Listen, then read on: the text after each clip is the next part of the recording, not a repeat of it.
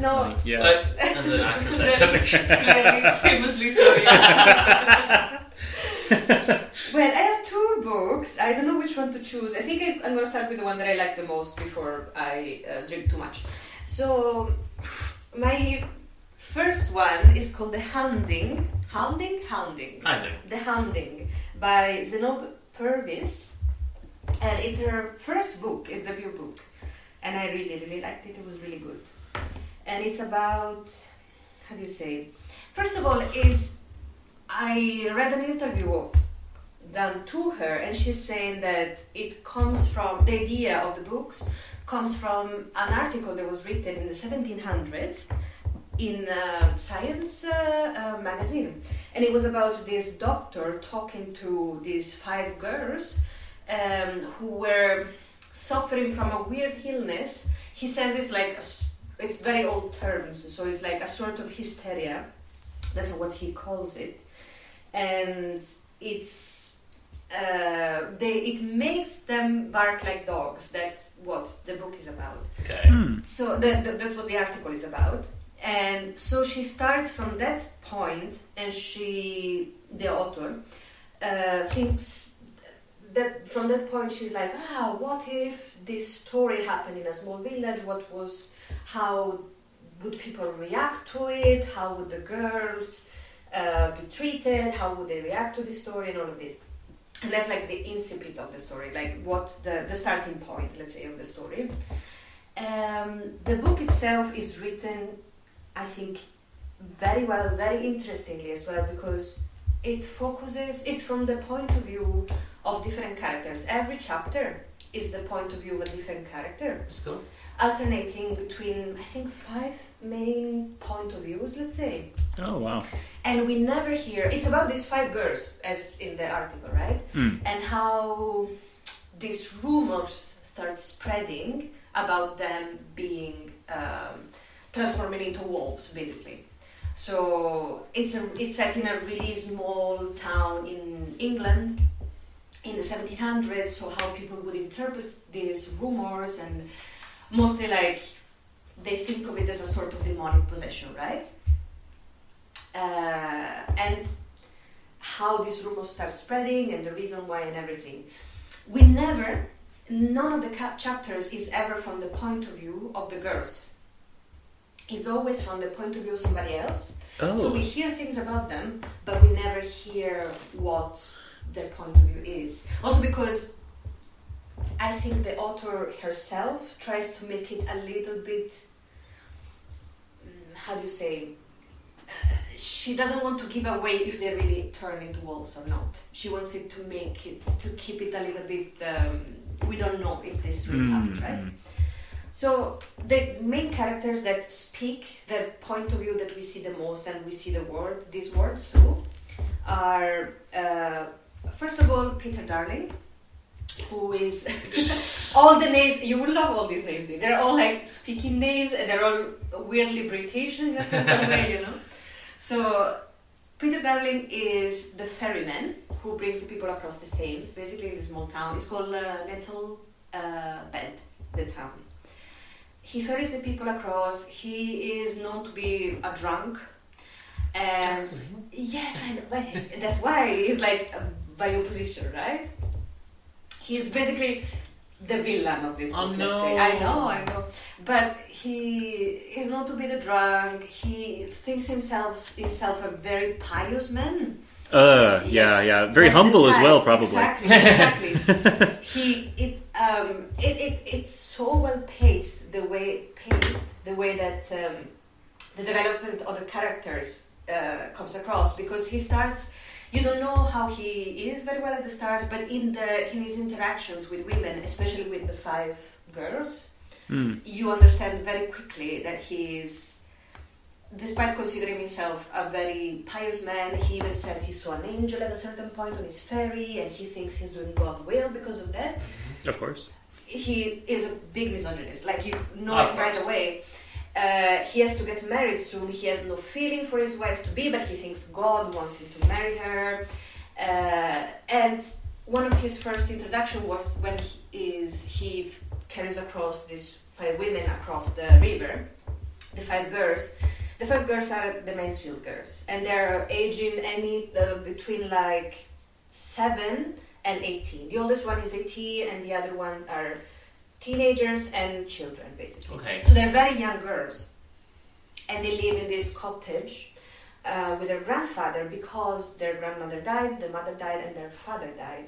They're perpetually dressed in black because they're always mourning because of the death of their grandmother, which occurred recently. And they're considered already outcasts at the beginning of the book because they're a bit more detached from the life of the village. They feel like they're a bit isolated, and there are rumors about them. Not rumors, but people see them almost as outsiders. Okay.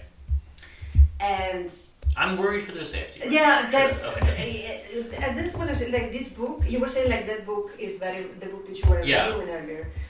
The beginning and the end could be cut. This book, I think, is very well paced in the sense that I was arriving at the end and I was like, what is going to happen? How is it going to resolve? There is not enough time in the end, and it ends very well, and it's paced very well throughout the whole story, I would say. But the introduction to him is him ferrying these 5 girls across the river, and right away he's like, oh, these girls are not talking to me, they don't want to chat with me, they only offer him small smiles and they don't really answer to him. And right away he's like, oh, they think they're better than me. And you can, the way that of course, but the way that he's written is very, very well written, in the sense that you know the type of man he is, and you feel his thoughts are really interesting. You understand it. So he ferries them across, and they start. He goes through this, and he stops the boat. The 5 girls really get scared, but they're close to the other side. So the oldest girl goes into the water, and without him moving the boat, basically. And this is the incipient point in which he's like, oh, they think they're better than me, and he starts almost an obsession specifically with the oldest one of the sisters, right? Also, each and every one of the sisters has got their own characteristic. They were developed. Even though we never hear their voice, they're very well described, and we know which one it is based on the description of them, even without hearing their name, right? The other characters that speak in the book are the grandfather of the girls, who is like a lovely man, he really cares about them, he got a lot of loss, but they are his family, he loves them even though they are maybe sometimes strange and everything. He's losing his sight, so the girls care for him, and basically they take care of him for everything. But he still works in the fields, despite being an old, almost blind man, basically.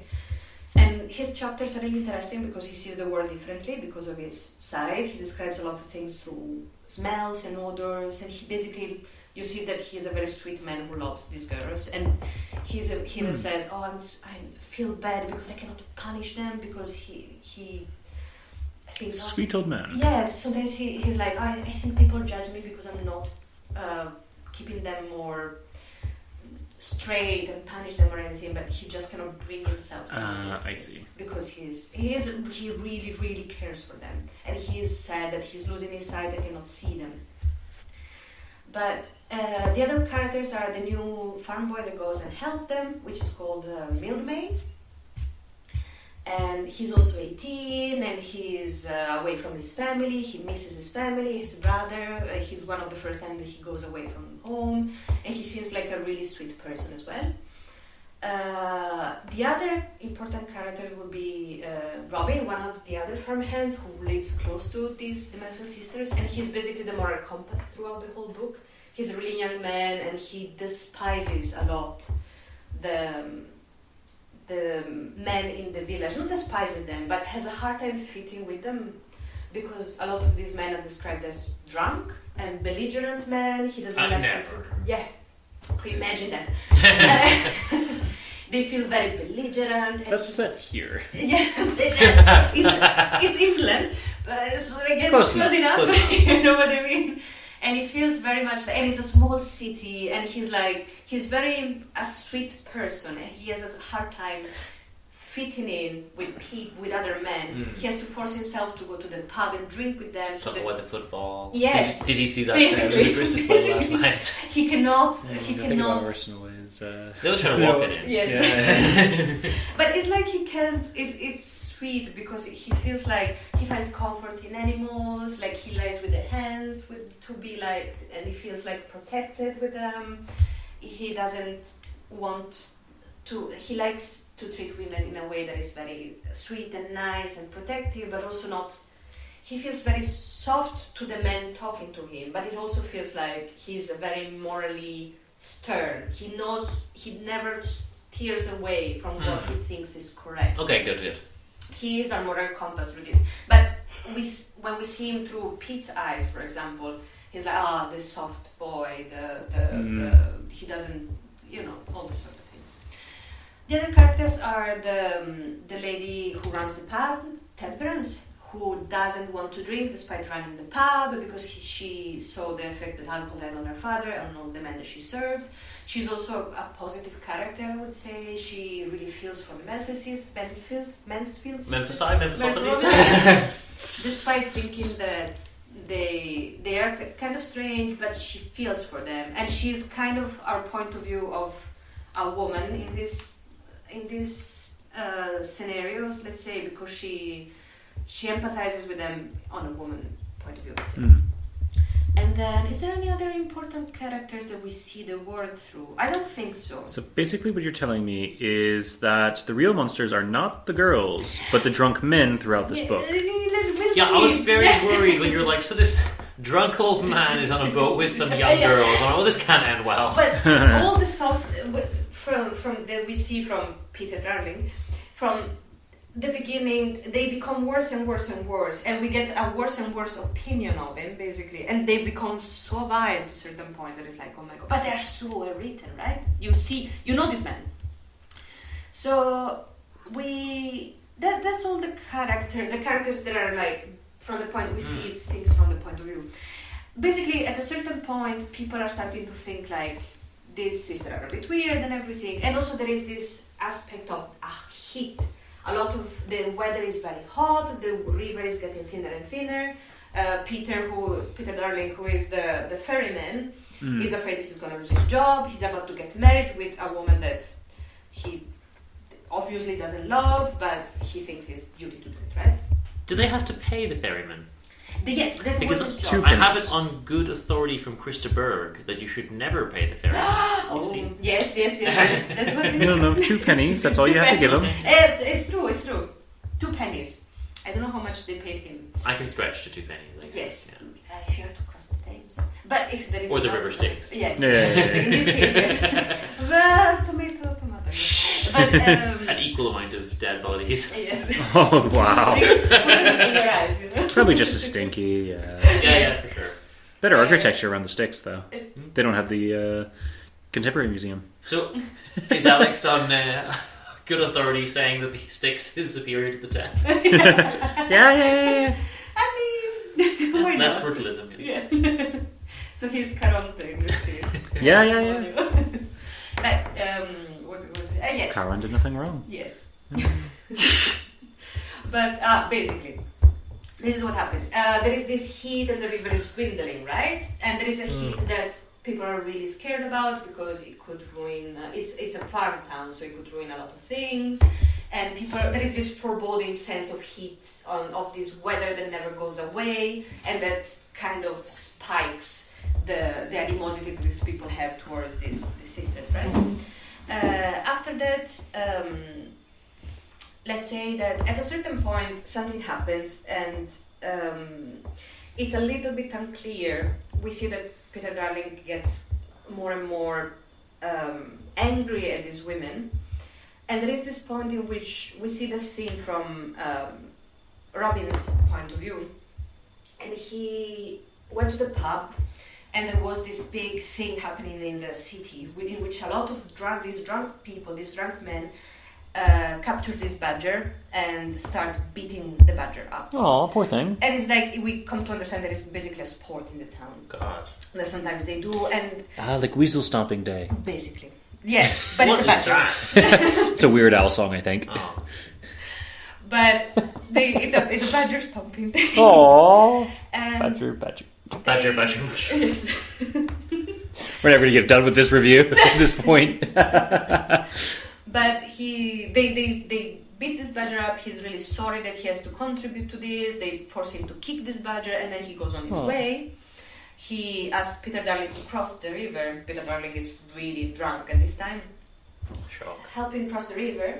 He meets the Mansfield sisters, two of the Mansfield sisters on his way back home, and he basically thinks of it between himself, how should I drive them back home? Should I go with them back home and everything?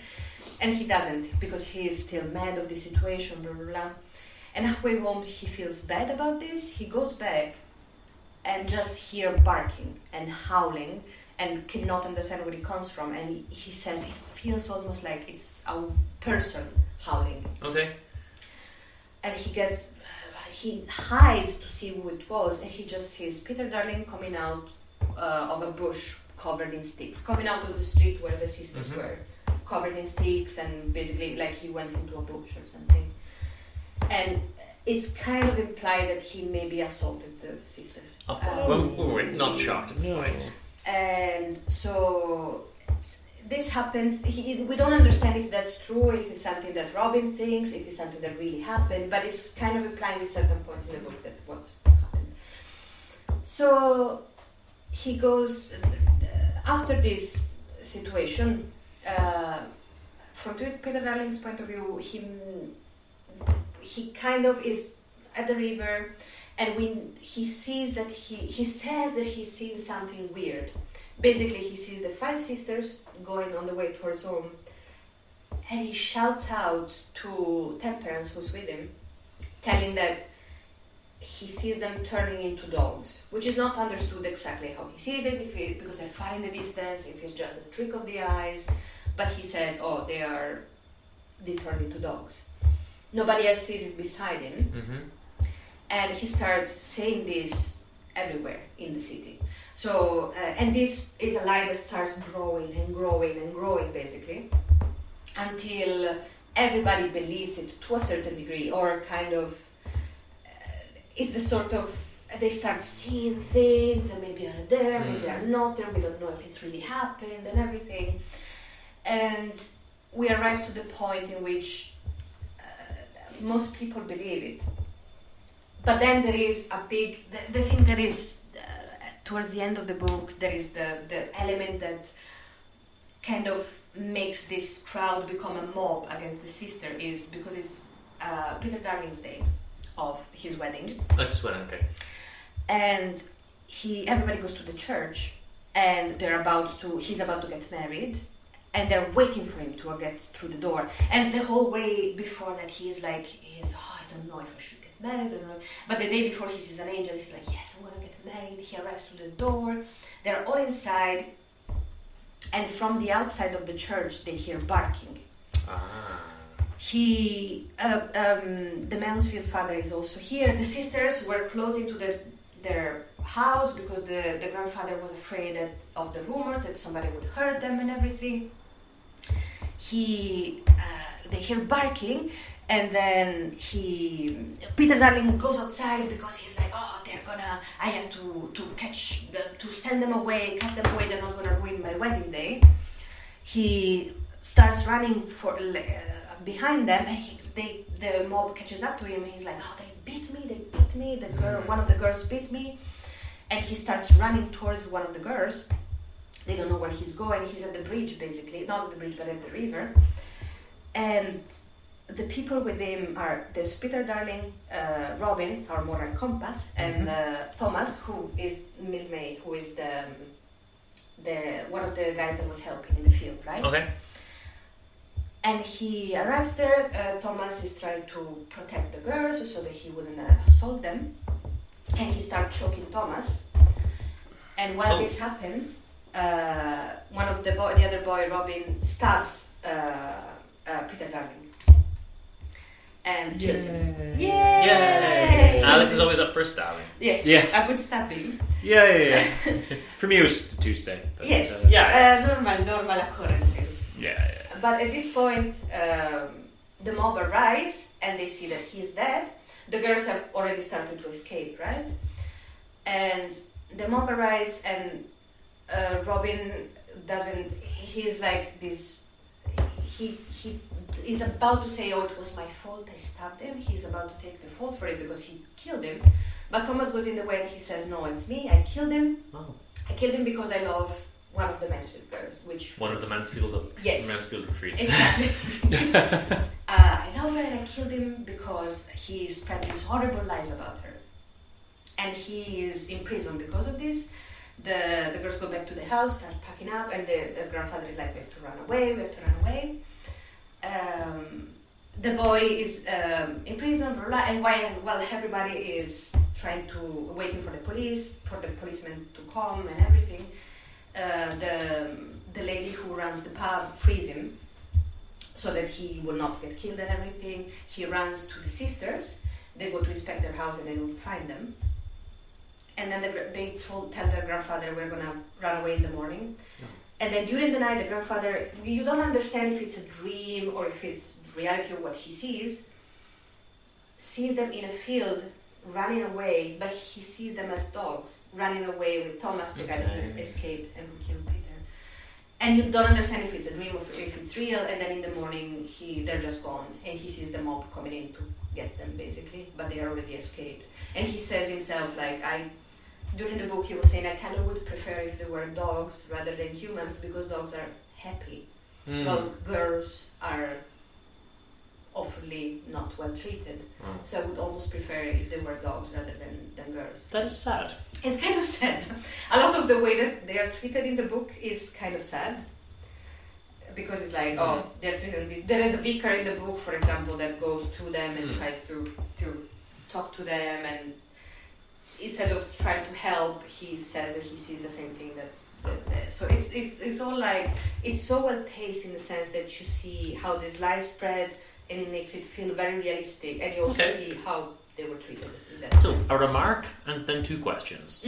First, the remark, I like the cover. It's a very nice it's cover. It's got hands making a little dog, hound shadow. It's a really good cover. Yeah. First question, did you buy this in the bookshop when we went? We did. I thought so, okay. So we got like a voucher for a bookstore here in Belfast, quite a well-known one locally. And she did not waste hers. Did I waste mine? What did you is that the next one? No, that was bought separately in a charity shop. I bought some...